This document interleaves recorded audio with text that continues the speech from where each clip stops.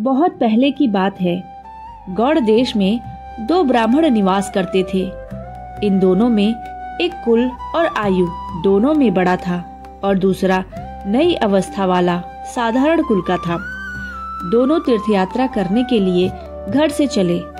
अनेक तीर्थों का दर्शन करते हुए दोनों वृंदावन धाम में आए। दैव योग से बूढ़ा ब्राह्मण बीमार हो गया। तब उस युवक ने बड़े प्रेम से खूब सेवा की। स्वस्थ हो जाने पर उसने अति प्रसन्न होकर वृद्ध ब्राह्मण श्री गोपाल जी को साक्षी बनाकर उसे अपनी कन्या देने की प्रतिज्ञा की। तब उस युवक ने भी स्वीकार कर लिया। दोनों वृंदावन से चले और घूमते घामते घर को पहुँचे।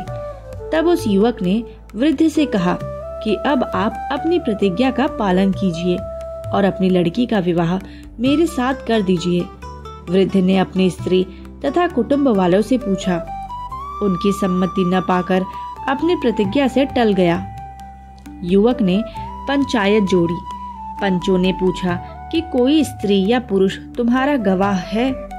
उसने कहा, इन्होंने श्री गोपाल जी को साक्षी बनाया था, अतः वे ही साक्षी हैं। तब सब पंचायत बोले, इस सभा में आज लिखा पढ़ी करवा लो। यदि श्री गोपाल जी आकर साक्षी देंगे तो तुम्हारा साथ बेटी का विवाह कर दिया जाएगा। तब वह युवक वृंदावन आया और वृंदावनवासी श्री गोपाल जी से बोला, आप मेरे साथ गांव चलिए और साक्षी दीजिए। ऐसी लिखा पढ़ी मैंने करवा ली है। उत्तर की प्रतीक्षा में वह गोपाल जी के सामने बैठ गया। बैठे बैठे कई पहर बीत गए। उसने अन्न जल कुछ भी ग्रहण नहीं किया। तब भगवान श्याम सुंदर बोले, प्रतिमा चलती नहीं। तब उसने कहा, फिर बोलती क्यों है?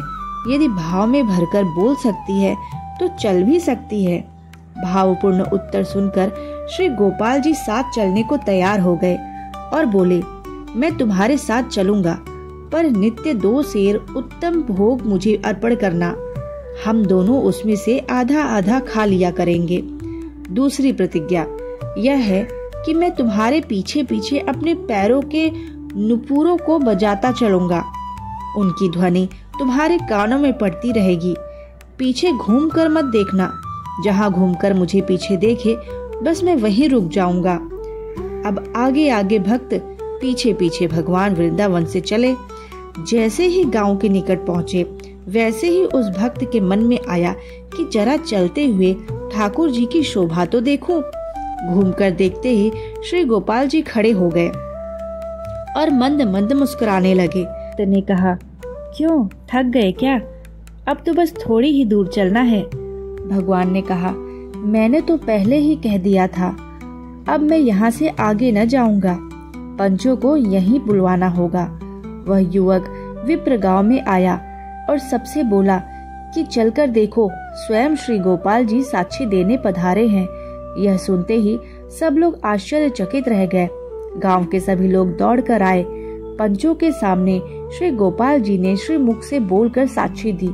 इस प्रकार दोनों भक्तों की तथा अन्यों की अभिलाषाएं पूर्ण हो गई। फिर वह श्री गोपाल जी का श्री विग्रह लौटकर वृंदावन नहीं आया।